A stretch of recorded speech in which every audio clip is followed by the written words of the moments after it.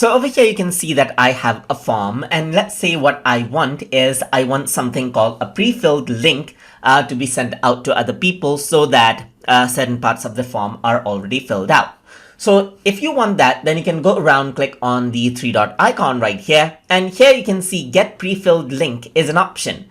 So once you go around onto the pre-filled link, you can go around over here. So let me just get out of the full screen mode. I can go around and do the form right here. So I'm just going to go around and say I like or do not like the event because, just like this. So let's say I want these data to be pre-filled. So in that case, I'm going to click get link now, and I'm going to copy out the link. So now if someone were to go around and paste that particular link, then what happens is that they will be able to see this, as you can see right here.